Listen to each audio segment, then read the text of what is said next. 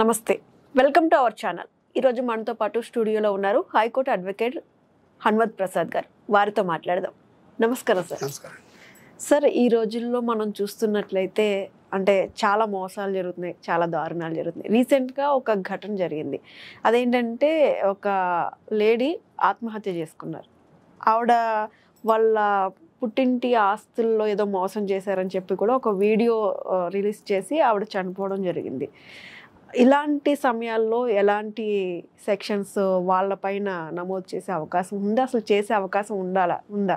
ఇప్పుడు దాన్ని ఒక వీడియో చేసి నేను మోసపోయాను, లేకపోతే పలానా ఆస్తుల పరంగా నన్ను మోసం చేశారు అని చెప్పి ఆవిడ వీడియో చేసుకుని చనిపోయింది అన్నారు. ఏ కేసులో తెలియదు, కానీ పలానా వాళ్ళు నా చావుకి కారణమనే అర్థం.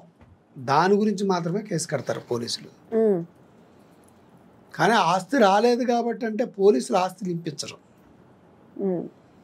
ఈవిడ అంత మరణించేలాగా చేశారు కాబట్టి, ప్రేరేపించారు కాబట్టి, ఆవిడ మానసికంగా కుంగిపోయి ఆత్మహత్య చేసుకుంది కాబట్టి దాని మీద ఆవిడ చనిపోవడానికి గల కారణం నువ్వే అని చెప్పి కేసు కడతారు. అంతేగాని అంతేగాని నువ్వు ఆస్తిని వాళ్ళకి రాసి అని చెప్పి పోలీసులు అంటారు. అది ప్యూర్ సివిల్ మ్యాటర్ అవుతుంది.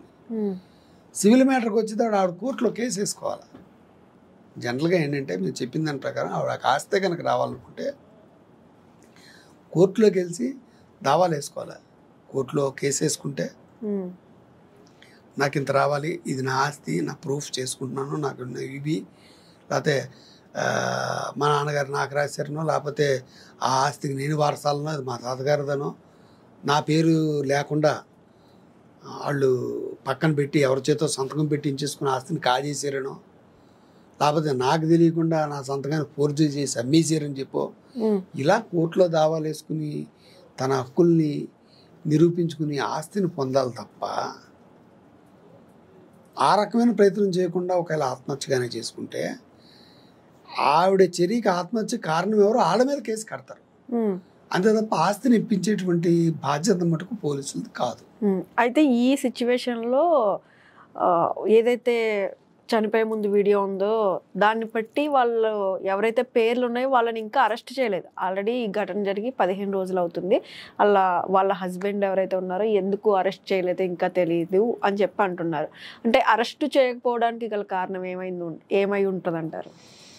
ఇప్పుడు దాని మీద వాళ్ళ ప్రాథమిక విచారణ, ఇప్పుడు ఆ ఫుటేజ్ ఇచ్చారనుకోండి, నాకు ఇలాగా ఆవిడ ఆత్మహత్య చేసుకుందని ఫుటేజ్ ఇచ్చారనుకోండి, దాని మీద విచారణ అనేది జరుపుతారు.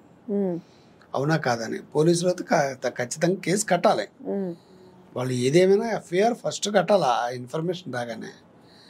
ఒకవేళ అలా కట్టకపోతే వీళ్ళు ప్రైవేట్ కంప్లైంట్ వేసుకుని ఇంత జరిగినా కూడా పలానా వ్యక్తుల మీద వీళ్ళు కేసు కట్టలేదు, రాజకీయ అండదండలు ఉన్నాయి, ఏదో కారణం ఉంటుంది కదా.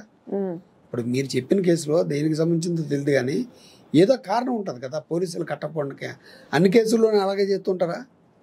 చేయరు కదా. మామూలుగా ఇన్ఫర్మేషన్తో కట్టేస్తారు. అంటే అవతలోళ్ళు ఆర్థికంగా కానీ రాజకీయంగా కానీ పలుకుబడగల వ్యక్తులై ఉండి వీళ్ళని అరెస్ట్ని అడ్డుకుంటూ ఉంటే పోలీసులు కొంచెం ఒబే చేసి దాన్ని ప్రొలాంగ్ చేస్తూ ఉన్నట్టుగా కనిపిస్తుంది.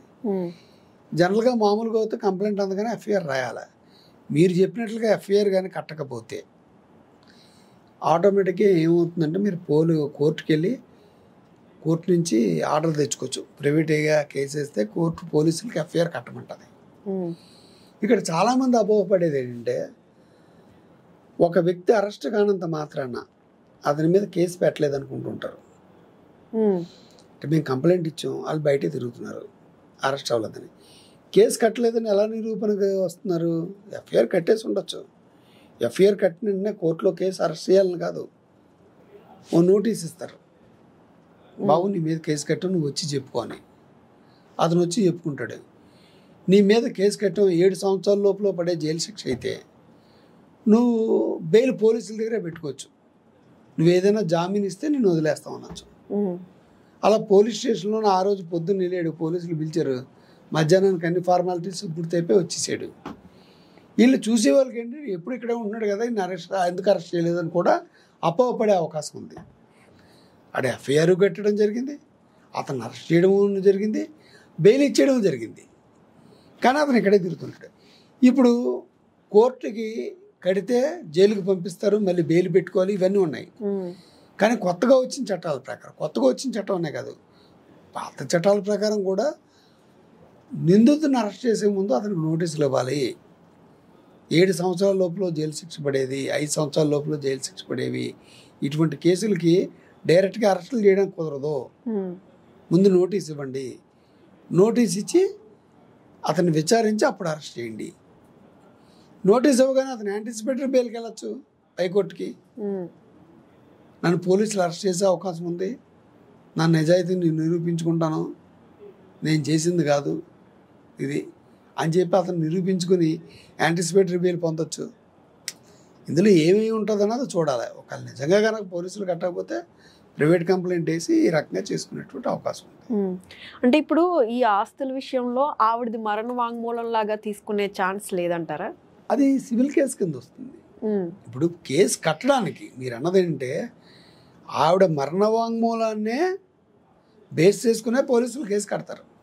నాకు ఈ అన్యాయం జరిగిందని ఆవిడ చనిపోయింది కాబట్టి, చనిపోతూ చెప్పింది కాబట్టి దాన్ని మరణ వాంగ్మూలం కింద చేసేయాలి, కేసు కట్టాలి. మరి కేసు కట్టారా లేదన్నది తర్వాత, కానీ కేసు కట్టకుండా ఉండడానికి మటుకు కుదరదు. అయితే మరణ వాంగ్మూలం ద్వారా శిక్ష పడుతుందా అంటే ఈ మధ్య కొన్ని రీసెంట్గా వచ్చాయి జడ్జిమెంట్లు. మరణ వాంగ్మూలం అంటే ఇంకా శిక్ష పడిపోవడమే 99.9%. అది ఫైనల్ డిసిషన్ కింద. ఈ మధ్య కొన్ని కోర్టులు, రకరకాల కోర్టులు ఇచ్చిన తీర్పు అంటే మరణ వాంగ్మూలాన్ని కూడా మనం ప్రత్యేకించి గమనించాలి. ఆవిడ ఏ స్థితిలో ఇచ్చిందో, ఆవిడ మానసిక స్థితి బాగుండి ఇచ్చిందా, మానసిక స్థితి బాలేక ఇచ్చిందా. అంటే మెంటల్లీ అన్సౌండ్ పర్సన్ అయిందనుకోండి, ఆవిడ ఇచ్చిన స్టేట్మెంట్కి వాల్యూ లేదు. ఇప్పుడు ఆవిడ ఎవరి చేతన ప్రేరేపించబడి ఈవిడ ఆ ముక్కలు చెప్పింది అనుకోండి, దానికి వ్యాలిడిటీ లేదు. అలా 2-3 కేసులు కూడా కొట్టేశారు కోర్టులు. అంటే ఆవిడ మానసిక స్థితి సరిగా లేని కారణంగా మరణ వాంగ్మూలం ఇచ్చేటప్పుడు అది చల్లదనిచ్చిన కేసులు సందర్భాలు కూడా ఉన్నాయి. జనరల్గా ఏంటంటే మరణ వాంగ్మూలాన్ని నమోదు చేసుకుంటారు, దాని ప్రకారమే జరుగుతుంటుంది. Okay, thank you so much sir.